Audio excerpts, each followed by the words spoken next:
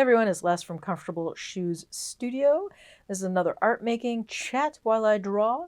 I'm drawing a photo from Earth's World on Instagram. Fantastic account. If you have a chance to go check out their images, they photograph regular everyday people attending county fairs and places like that. Their ability to capture shadow and light is just so good, which is why I continually draw from them. So it's everyday people. They also photograph older people, which you don't find in glossy magazines. I really prefer drawing older people and everyday people over glossy mag people. Not really concerned with famous people when I'm drawing. So if you're interested in doing some portraiture and you want to capture images of everyday people, head on over to Earth's World. Fantastic account, lots and lots and lots of good photos. Now, I am drawing with ballpoint pens. These are just regular everyday Bic crystals with the bold, big fat roller ball on them or ballpoint on them. I'm using 3 colors: pink, teal, and their regular blue shade. I'm using it overlapping with one another, sort of process adjacent colors. And I'm working on a toned journal page in my art journal. And yeah, so just I'm using those. Then I'm going to use a perma-pig marker to kind of lift the ballpoint ink just a little bit and get some blending going. And then I will use a black paint marker to kind of mask out the background and make this portrait pop. Yeah, so just doing a lot of cross-hatching here, getting really into the shade and dark and lights of this face, and really enjoying the photo. And the materials. Ballpoint is really fantastic for sketching, for writing, and lots of good colors with these Bic crystals. So yeah, so that's this premise of what I'm doing in the drawing. And for today's chat, I wanted to talk about the idea of anything goes in an art journal. And I kind of want to qualify that. If you are like me and you have an art journal that travels with you all over the place, um, and you take it with you everywhere, yes, anything can go in that, but is it wise to have anything in that, anything and everything in that? Since I've been at this current job, my car has been broken into. I've had the rear window hit with a brick, with the potential of someone possibly trying to steal stuff out of it. And so if I'd left my art journal in there, it could have been stolen. Nothing was actually stolen out of the car, but I work in a workplace where people are really respectful about sketchbooks. It's one of the bonuses of working with artists is I'm not going to have someone just randomly going through my art journal or my sketchbook or even my planner. No one's going to do that. Or if someone wanted to look at it, they might ask. People are very interested in it, and I think they would ask before they were looking at it. I have heard some horror stories of people, leaving their journal out at work on their desk and not really thinking that anyone would go through and look at it, and coming into their office after lunch or after a break and finding their boss or someone going through their journal, or their planner. And I never want to give someone a chance of doing that and seeing something I might not want them to see. So there are certain things I don't put into my everything everywhere art journal. Number one, I don't do values journaling in it. I have before when I worked actually in the pandemic. So back in 2020, it's 2020, 2021, I did values journaling in my everything everywhere journal. And I was the only one in the office. It was me by myself for one day a week, making sure that the fish didn't die.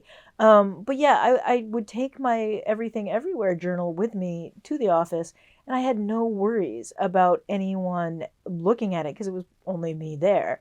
Um, Now, I am, again, I'm not worried about people going through my journal. I also live in a really respectful home, so I know my partner isn't going to go through my journal. If she wanted to look at my sketchbook or my art journal, she would certainly ask.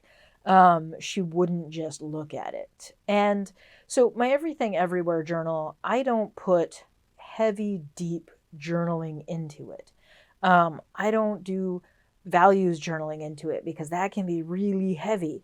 I don't write about workplace issues in my Everything Everywhere journal. I pop workplace issues out onto 3x5 cards, keep it in my pocket on my person. And then when I return home, that goes into its own file. Or I use my phone for that. So, you got to be smart about these things, and depending on where you work and who you work with, you got to be careful with that. So, if you live in a home where someone might go through your art journal, do your journaling, and then use some obscuring techniques. With an art journal, my philosophy is it's the process that matters. As you are making art, as you write, you obscure it. I've had a lot of questions on my channel like, why did you write so much if you're just gonna, cover it up later? And it's a layer. It adds meaning to the final piece. Sometimes little words pop up through the paint here and there. And that's what I intend. It adds texture to the piece. And I know what's written there. I don't care if anyone else knows what's written there. It's added texture. It's, and it's process, right? So art journaling is a process as much as it is about the piece itself. And for me, I really focus on that process aspect of art journaling versus what my final piece is like. All of these portraits are all about the process of making the page. What am I learning from this? How am I learning more about faces and eyes and noses and lips and chins? How am I translating that from an image to the paper using different colors that don't match the face? In this case, I'm using pink, teal, and blue. That person's face is not pink, teal, and blue, but I'm capturing the vibe of the person. And I'm learning a lot from it. And that is the whole focus of this for me, is that I'm learning through this process.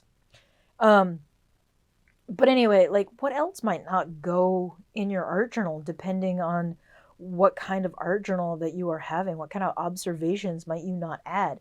And I think that's a very personalized choice. For me, again, I don't do deep personal journaling in the Everything Everywhere journal. When I do end up doing something more deep or more personal, that journal then becomes my art journal that stays home. I'll swap it out for another sketchbook, another journal, and I'll use that instead of what had been my Everything Everywhere journal. This Everything Everywhere journal that you're seeing, and then the one that I am actually currently using, has mainly like ideas for this channel, products that I might make, a whole variety of things like that, like observations. It's got commonplacing in it. But once I add something that I feel is too personal and I wouldn't want to have it stolen, and it's not something that I'm going to add art over the top of, I start leaving that at home. That becomes my at-home art journal, and I'm fine with having that happen. I'm not wedded to the idea that whatever journal that I'm using is the only journal that can be my Everything Everywhere journal. So like, everything's a process. You get to decide what goes into your art journal and what doesn't go into your art journal. What are you comfortable carrying around with you everywhere? What aren't you comfortable carrying around with you everywhere? And if you're like me, you probably have 4 or 5 sketchbooks ready to go and become your new art journal. And so it's all a process, I guess. It's up to you what is and isn't acceptable. So that's my diatribe on anything goes in an art journal. Thanks for listening. Thanks for watching. I hope you've enjoyed this. If you found anything spectacularly helpful, please share this with someone who might find it helpful. Give me a thumbs up, like, subscribe, all that fun stuff. Thanks, and I will see you next time. Bye.